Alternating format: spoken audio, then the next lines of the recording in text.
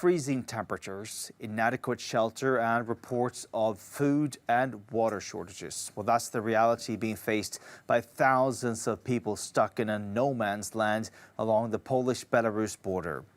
The UN's refugee agency says the situation is catastrophic and will only get worse in the coming days.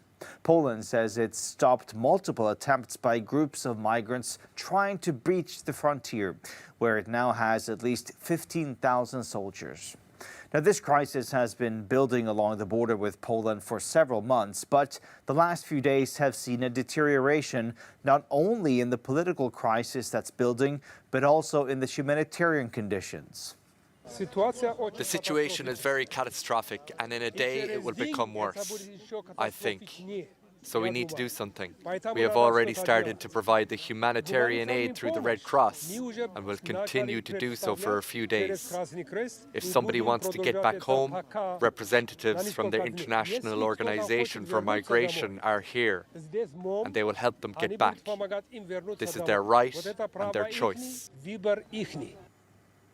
And Prime Minister Mateusz Morawiecki says Poland is the target of a new kind of war where civilians are being used as ammunition. He's accused Belarus of state terrorism and Russia of sponsoring Minsk's anti-EU operation, something Moscow has denied. It's also dismissed claims that national airline Aeroflot has been transporting migrants and refugees to Belarus. The EU is preparing to level sanctions against Belarus on Monday. Now, the exiled opposition leader Svetlana Tikhanovskaya has accused Belarus President Alexander Lukashenko of bluffing over this threat he made to cut off gas supplies to Europe if his regime is slapped with further tariffs. We have increased the volumes of natural gas pumped via Belarus. The Yamal Europe pipeline is full. We are heating Europe and they are threatening that they will close the border. And what if we block the supply of natural gas there? If EU countries impose additional sanctions on us, indigestible and unacceptable for us, we must respond.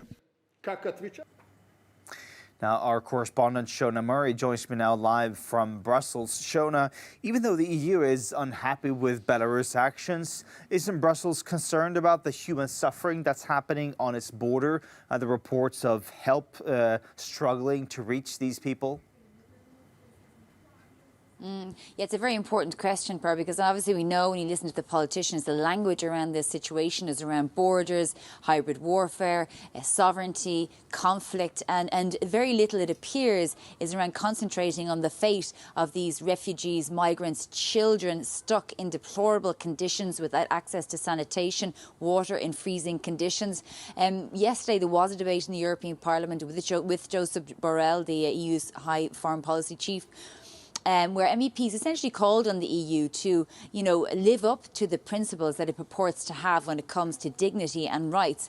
But we haven't heard enough about that yet. And the NGOs, and we heard from the United Nations complaining that, of course, Poland, for example, still doesn't let NGOs or people get in to look after these refugees. So that has to be something of a focus in the coming weeks, because we heard the situation is only going to deteriorate. And Shona, this is also taking on a military dimension now. We've heard from the defense ministers of Estonia, Latvia and Lithuania warning that Belarus poses a threat to European security. What can the EU do now to defuse this situation? That's true. Yesterday, defence ministers, particularly from the likes of Estonia and Lithuania and so on, said the situation could potentially escalate into something of a conflict. That is a real concern. But we know that the EU is steadfast in its position when it comes to expanding deeper and wider the sanctions against Belarus and possibly the Russian aviation industry because of its relationship with Belarus and bringing migrants and refugees, innocent people from war-torn areas to this situation. So the EU's position is really to lay on the sanctions and be as offensive as possible in that regard against Belarus, but it won't be brought to the table, despite the fact, as you mentioned earlier, we heard Lukashenko threatening to cut off some of the gas supply to the EU from Russia that goes through Belarus. But I think the position from the EU is very much sanctions-based. Per? Shona Murray live for us in Brussels. And Andreas von Weissenberg, the head of Disaster Unit Europe at the International Federation of Red Cross and Red Crescent Societies, is in charge of the efforts on the ground there on the border between Poland and Belarus.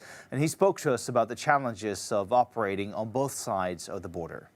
This situation has been going on for almost 6 months, and the Red Cross national societies in the countries in question have been working diligently on this context. In the last couple of days, of course, we've seen this escalation at the border, which is extremely concerning. We, with the exception now of Belarus Red Cross that received the possibility to go with the authorities into the border zones in the last couple of days, we don't have access to the border zones, neither does the media or any other humanitarian organizations. And that is, of course, a grave concern.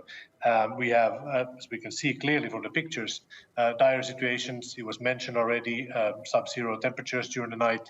It's not a situation that can go on for many hours or days like it is. So something's got to give.